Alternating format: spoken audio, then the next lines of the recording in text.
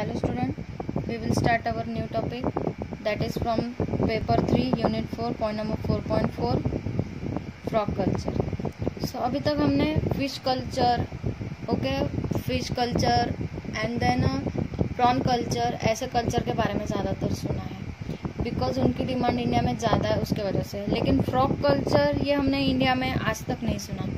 तो कैसा है कि यहाँ पे ज़्यादा फ्रॉग खाए नहीं जाते, उसके वजह से इसकी डिमांड यहाँ पे कम है. इसके वजह से फ्रॉग कल्चर ज़्यादातर इंडिया में नहीं किया जाता.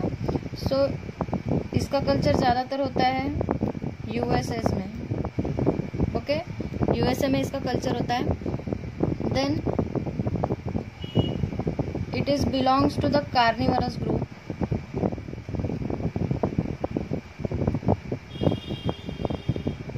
Carnivorous group and have a short body,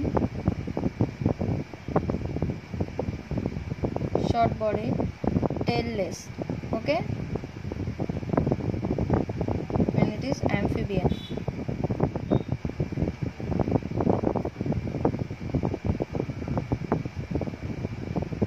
So all the frog and its member, often diversely and largely carnivorous group of a short body tailless amphibian, compose the order Anura. So it is belongs to order Anura. Okay, Anura का मतलब ऐसा होता है कि Greek में, ancient Greek में बोला जाता है कि without tell.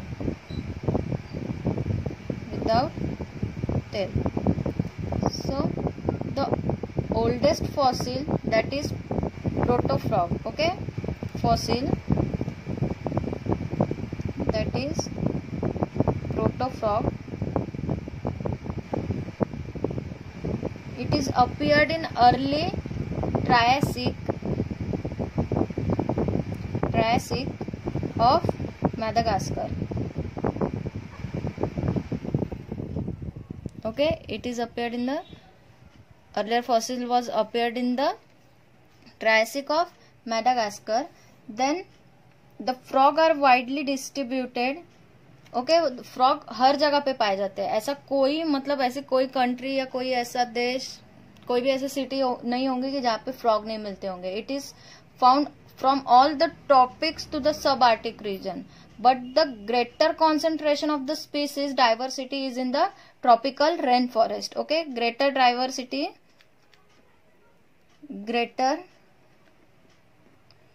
diversity is found in the tropical rainforest.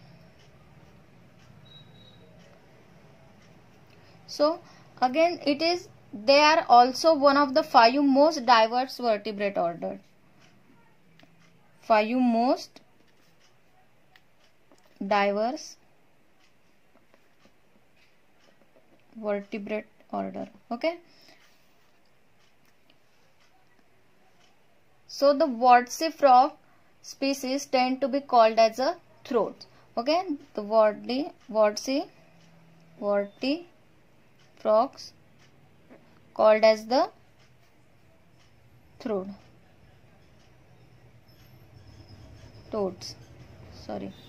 The wartsy frog called as a toads.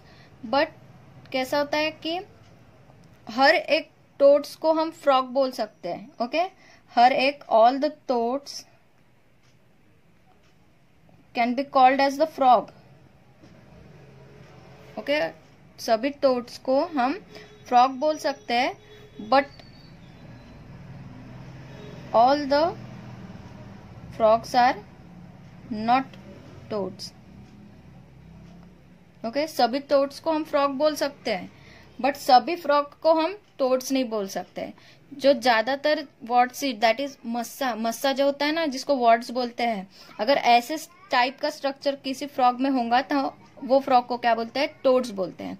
तो इसीलिए बोल रहे हैं कि सभी जो टोड्स होते हैं वो फ्रॉग्स तो है, बट सभी फ्रॉग वो टोड्स नहीं है. क्योंकि अगर किसी के बॉडी पे ऐसे हर एक की बॉडी स्ट्रक्चर डिफरेंट होता है, हर एक स्पीसीज में अलग अलग होता है. इसके वजह से बोल रहे हैं कि all the frogs are not toads. So all the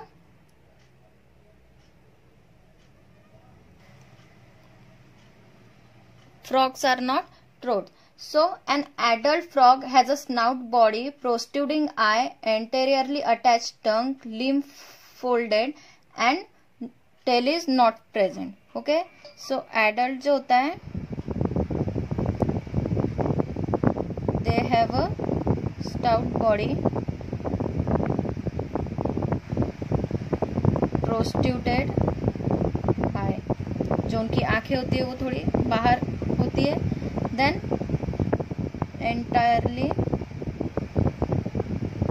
anteriorly attached tongue and have no tail. Tail उनकी जो होती है वो absent होती है. Then there about skin. Then the skin of the frog have a granular skin. Okay, the frog have a granular skin. उनकी skin जो होती है वो ग्रैनुलर होती है. And they secrete the distasteful to toxic. Okay, with the secretion range from distasteful to toxic. उनका जो secretion level जो होता है वो सिक्रीशन जो रेंज होता है वो डिस्टेस्टफुल, मतलब कोई कोई जो उनके जो सिक्रीशन वो प्रोड्यूस करते हैं उनकी कोई भी टेस्ट नहीं होती, यानी कि मतलब वो जहरीले नहीं होते, और कोई कोई जो होते हैं फ्रॉग्स वो जहरीले भी हो सकते हैं. Then their skin is varied in colour. So there are different colours of the frog, that is from the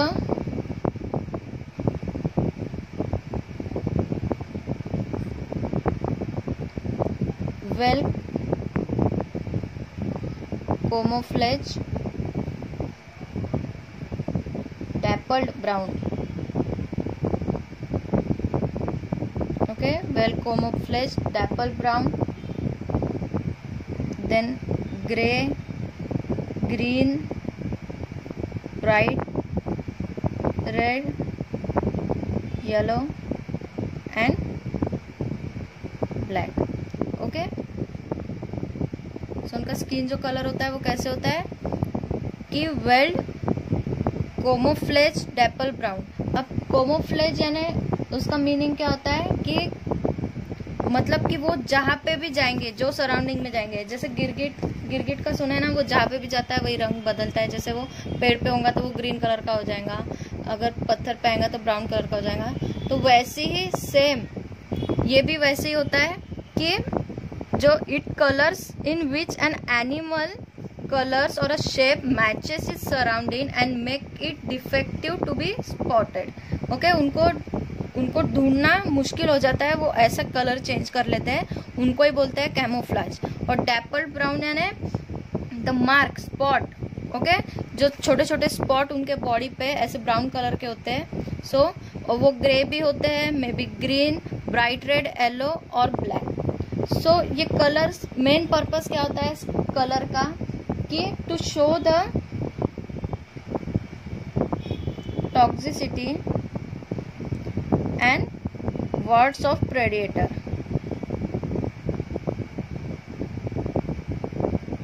okay, उनका कलर का मेन पर्पस, जितना ज्यादा डार्क फ्रॉग का कलर वो फ्रॉग उतना ही ज्यादा टॉक्सिक होता है.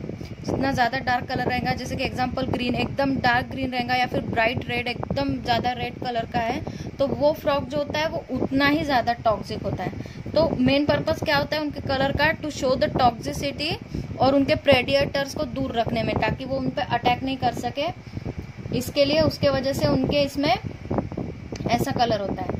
Then the adult frog live in the fresh water and on a dry land, and some species are adapted for the living underground or in the trees. तो जो adult frog होते हैं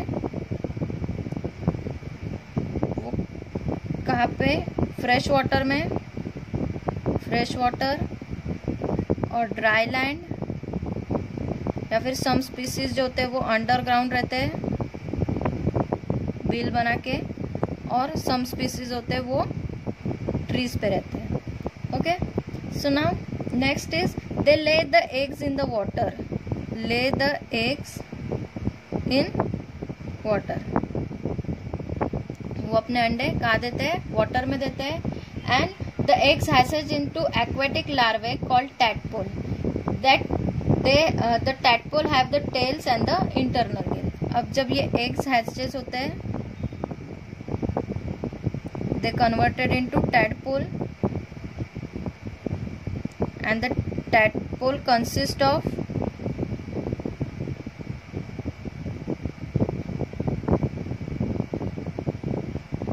tails and internal.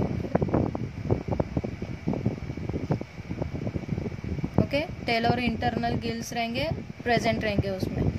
Then they have the highly specialised mouth part suitable for the herbivorous, omnivorous and plantivorous diet. ये तीनों diet, herbivores भी, omnivorous भी, प्लांटीवरस भी, ऐसा डाइट कर सके, ऐसा उनका माउथ का स्ट्रक्चर होता है. Their life cycle is completed when their metamorphosis into adult. Okay, completed life cycle into metamorphosis. जब मेटामॉर्फोसिस कंप्लीट हो जाएगा तो वो एडल्ट हो जाते हैं. So their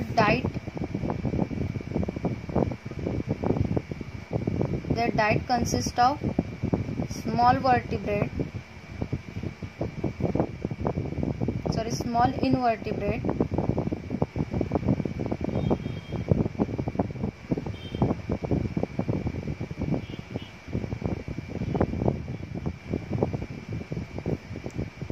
but the omnivorous species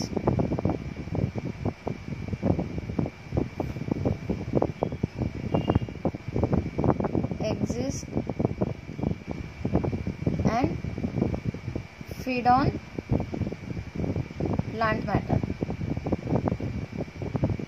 okay, उनकी डाइट कैसी होती है, जो कार्निवरस होते हैं वो इनवर्टिब्रेट्स, स्मॉल इनवर्टिब्रेट्स को खाते हैं, और जो ओमनीवरस स्पीसीज होती है वो प्लांट्स पे फीड करती है. Then the rising and selling frog on the commercial basis has not proven to be successful economically. Okay, so ज़्यादातर मतलब देखा गया कि ये फ्रॉग का बिजनेस करने में, इनका कल्चर करने में ज़्यादातर कुछ फ़ायदा नहीं हुआ, उसके वजह से इसकी ज़्यादातर प्रैक्टिस नहीं की गई है. लेकिन जो उनके लेग्स होते हैं, जो फ्रॉग्स के लेग्स होते हैं, उसे बहुत सारे ऐसी जगह है कि बहुत खाया जाता है उनको, उनके लेग्स को. उसके वजह से कि इसकी डिमांड मतलब बढ़ गई, कि उसके वजह से कुछ जगह पे इसका कल्चर अभी भी किया जाता है.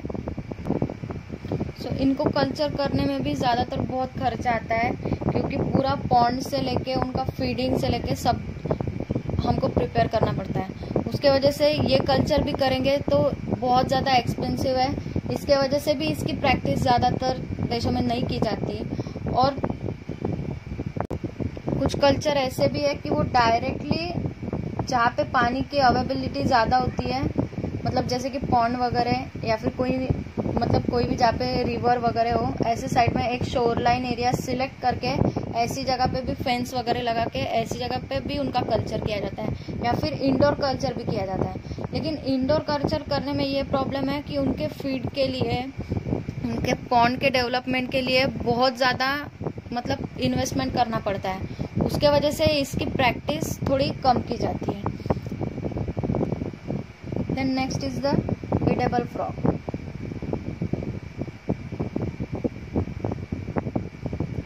अब ऑफकोर्स हम कल्चर करेंगे तो ईडेबल फ्रॉग, जो फ्रॉग खाए जाते हैं ऐसी फ्रॉग का करेंगे.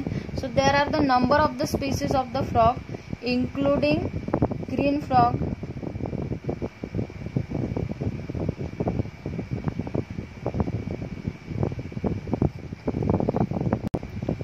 called as the rana, common name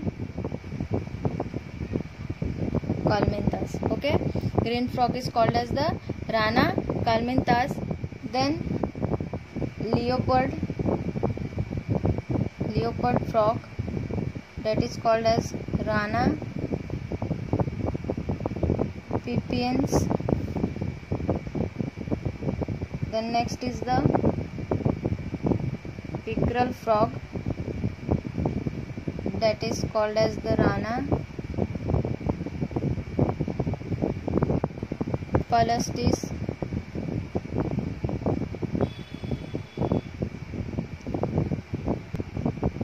these species are harvested from the wild and sold as the luxurious food as a frog leg in the expensive restaurant. Expensive restaurant में इनको बहुत demand होती है ये frog की. और however सबसे ज़्यादा जो कल्चर किया जाता है वो किया जाता है बुल फ्रॉग का. Bull frog, that is Rana catesbeiana. It has a greater potential and culture. ज़्यादातर ये जो स्पीसीज है बुल फ्रॉग ये कल्चर की जाती है.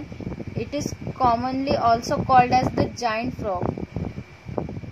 This bull frog is also called as the giant frog और jumbo frog.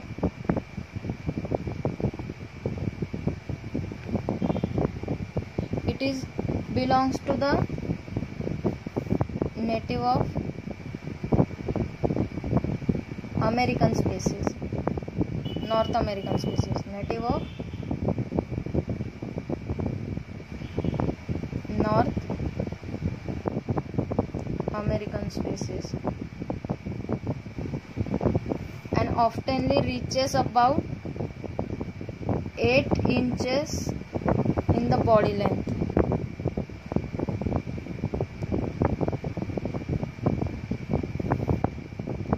So because of its size, this frog is mostly preferred and commonly this frog is cultured. Okay, ये frog का culture जो होता है वो ज़्यादातर किया जाता है क्योंकि ये giant species है, बहुत बड़ा होता है, 18 inches in the body length इतनी, और they belongs to the native North American species.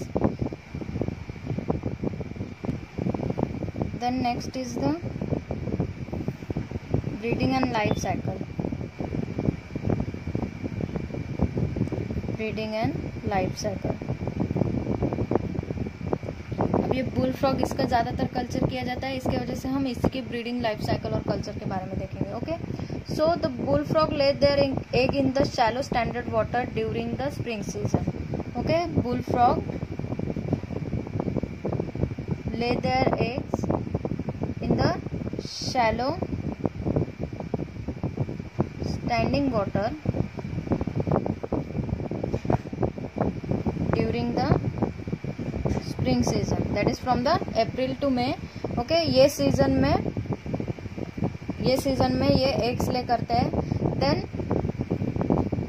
Okay, ले the eggs.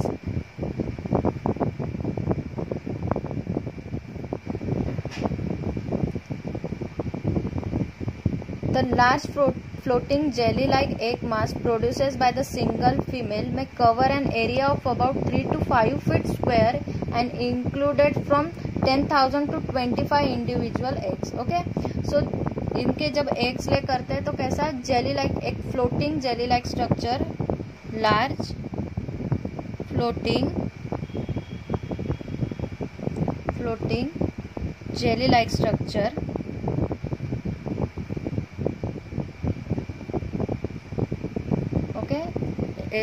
Jelly like structure ये प्रोड्यूस करती है female and covers area of about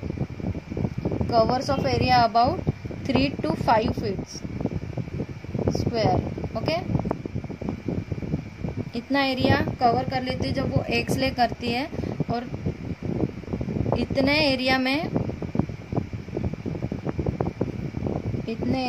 कितने कि एक ही बार में कम से कम 10,000 to 25,000 एग्स एक फीमेल ले करती है. ओके, एक इंडिविजुअल फीमेल ले करती है. The eggs hatches in 1 to 3 weeks depending on the water temperature into the larvae frog that commonly called as the tadpole. तो अब उनके हैचिंग कब होती है? हैचिंग होती है इनकी 1 to 3 weeks में इनकी हैचिंग होती है. हैचिंग होने के बाद हैचिंग होने के बाद they are commonly called as tadpoles. Okay, जब उनके जो एग से वो हैच हो जाएंगे उसके बाद उनको क्या बोलेंगे? टैडपोल्स बोलेंगे। सो वो भी किस पे? टेम्परेचर पे डिपेंड करता है। ये जो एग हैचिंग है 1 to 3 week, it depends on the temperature. जैसा वाटर का टेम्परेचर रहेगा उतने ही टाइम में वो एग्स हैच करेंगे। Then the bullfrog tadpoles are vegetarian, spending most of their time grazing on the microscopic plants and bottom algae. अब इसके जो लार्वे होते हैं यानी कि टैडपोल, ओके, इसके जो टैडपोल होते हैं इट फीड्स ऑन, वो एकदम वेजिटेरियन होते हैं, उसके वजह से it feeds on the microscopic plant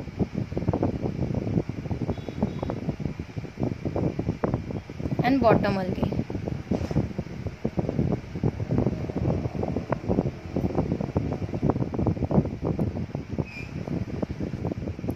so इसकी कल्चर ना करने की वजह, इंडिया में कल्चर ना करने की वजह इसकी और एक प्रॉब्लम है।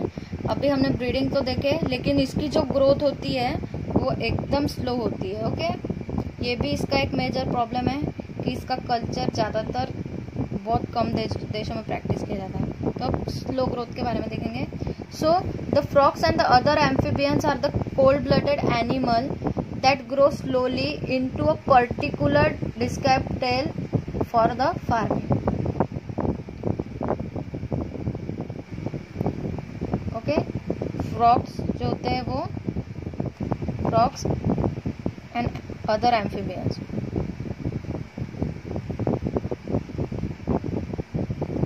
दे are the cold blooded animal.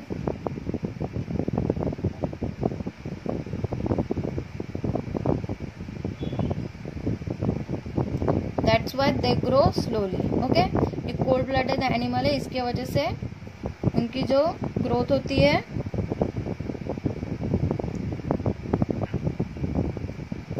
वो स्लो होती है। So the rate of the growth of the bullfrog tadpole varies with the climate, length of the growth season and availability of food supply.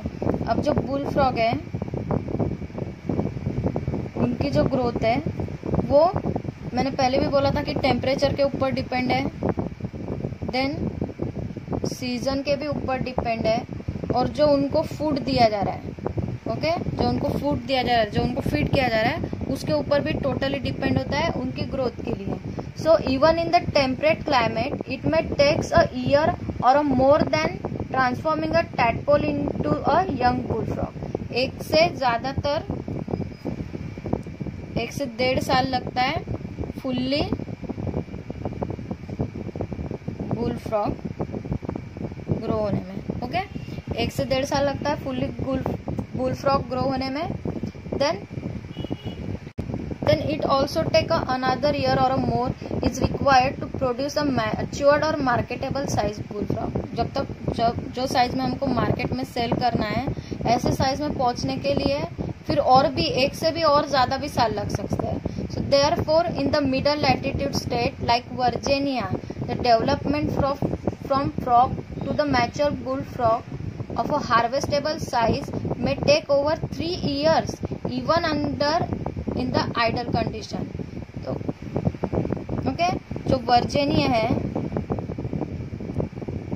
वहाँ पे इसकी practice की जाती है frog culture की, क्योंकि वहाँ पे फ्रॉग की डिमांड जो बहुत ज़्यादा है, उसके वजह से यहाँ पे जो इनका मैच्योर होने का टाइमिंग है बुल फ्रॉग का, जो हार्वेस्टेबल मतलब कि जब तक हमको मार्केटेबल साइज में चाहिए तो वो कम से कम 3 इयर्स का है। ओके, 3 इयर्स का है even in the idle condition. Next topic हम इसके अगले वीडियो में कंटिन्यू करेंगे। तो एक बार रिवाइज कर लेते हैं कि क्या क्या देखे फ्रॉग कल्चर में। ओके, सो फ्रॉग कल्चर में हमने देखे कि इसकी प्रैक्टिस ज़्यादातर यूएसए में की जाती है। ओके, यहाँ पे नहीं की जाती है क्योंकि यहाँ पे फ्रॉग की डिमांड जो है वो उतनी ज़्यादा नहीं है, उसके वजह से। Then they are belongs to carnivorous group which consist of the short body and tailless amphibians. उनकी बॉडी जो होती है वो शॉर्ट बॉडी होती है और टेल इज फुल्ली एब्सेंट होता है। Okay, they belongs to order Anura. Okay, Anura का मतलब होता है कि विदाउट टेल। अब उनके fossils that is the protofrog, ये कहाँ पे मिले थे? Triassic of Madagascar. इनकी जो फॉसिल्स कहाँ पे मिले थे? Triassic of Madagascar. Then it consist of a greater diversity. हर एक जगह पे ऐसा कोई भी सिटी नहीं है कि जहाँ पे फ्रॉग नहीं मिलेंगे, ऐसी कोई भी कंट्री नहीं है जहाँ पे फ्रॉग नहीं मिलेंगे। पर सबसे ज्यादा जो फ्रॉग होते हैं वो कहाँ पे? ट्रॉपिकल रेन फॉरेस्ट में मिलते हैं ज्यादातर स्पीसीज के। And they are the 5 mostly drivers vertebrate. Okay, so बाद में हमने देखे थे कि सभी फ्रॉग्स को हम थ्रोट्स नहीं बोल सकते। ओके, लेकिन सभी थ्रोट्स को फ्रॉग बोल सकते हैं। ओके, क्योंकि थ्रोट्स किसको बोलते हैं? कि जिनके बॉडी में वॉट्स प्रेजेंट होते हैं, जो छोटे छोटे मस्से होते हैं, ऐसे अगर कोई फ्रॉग के ऊपर प्रेजेंट है तो उसको हम क्या बोलेंगे? थ्रोट्स बोलेंगे। सो द एडल्ट कैसे होती है? The snouted body, protruded eye, anteriorly attached tongue and having no tail is absent. Then the skin is granular. Their skin is granular. They secrete the distasteful to toxic. सब frog होते हैं वो toxic भी नहीं होते हैं, कोई डिटेस्टफुल भी होते हैं। Then the skin color is camouflage, dapple brown, gray, green, bright red, yellow and black. Camouflage dapple brown यानी जो जैसे सराउंडिंग में जाएंगे वो वैसा अपना कलर चेंज कर लेंगे। ओके, ताकि उनको पहचानना मुश्किल हो जाए। तो ऐसे इसको बोलते हैं कि कैमोफ्लेज डैपल ब्राउन, यानी डैपल यानी छोटे छोटे पैच लाइक स्ट्रक्चर उनके बॉडी पे प्रेजेंट होते हैं। सो इनके कलर क्या इंडिकेट करते हैं? कि to show the toxicity and words of the predator. Toxicity उनकी जितने ज्यादा ब्राइट कलर रहेगा वो फ्रॉग उतना ज्यादा टॉक्सिक रहेगा एंड उनके प्रेडिएटर्स को दूर रखने में इनका जो स्किन का कलर है वो हेल्प करता है। देन द एडल्ट जो होते हैं वो कहाँ पे रहते हैं? उनकी हैबिटेट कहाँ पे है? That is the fresh water में, ड्राई लैंड्स में। Then some species live in the underground and on the trees पे भी रहते हैं। देन वो अपने एग्स कहाँ ले करते हैं? They lay their eggs into the water. Then water में एग्स ले करने के बाद जब एग्स हैच होते हैं they converted into the tadpoles which consist of the tail and internal gills. Okay, tail और वो टाइम पे जब टैडपोल कंडीशन में होते हैं तो वो टाइम पे उनकी टेल्स और इंटरनल गिल प्रेजेंट होते हैं। Then they completed life cycle into the metamorphosis into the adult. Okay, life cycle कैसे कंप्लीट होती है? मेटामॉर्फोसिस से लेके एडल्ट तक। And they diet. So the carnivorous feed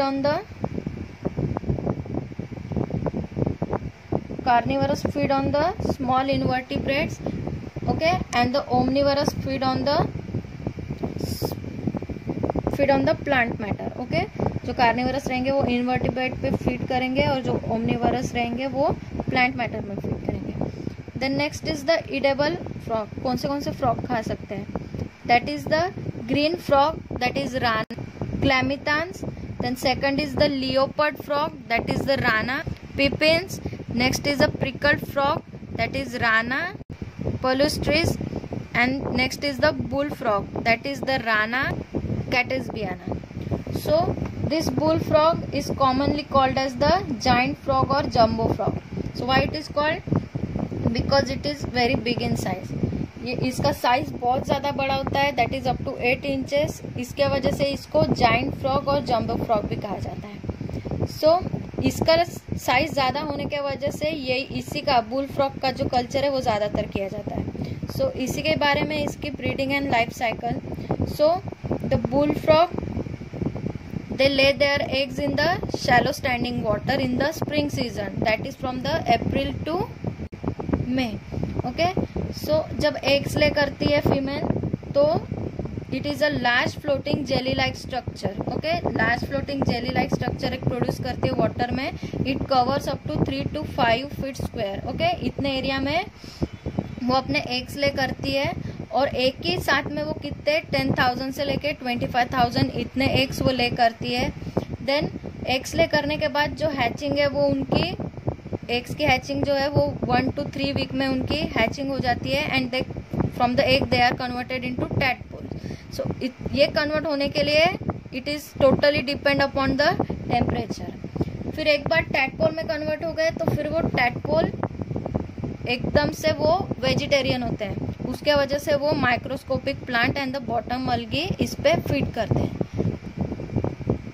slow growth, इनकी जो ग्रोथ होती है बुल फ्रॉग की वो बहुत ज्यादा स्लो होती है।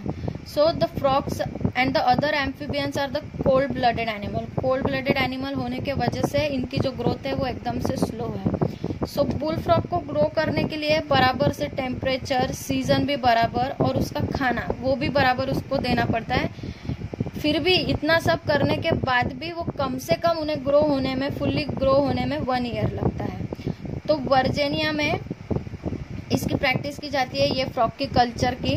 तो इसे मार्केटेबल साइज के लिए कम से कम 3 ईयर्स लगते हैं ग्रो करने में, ओके। Thank you.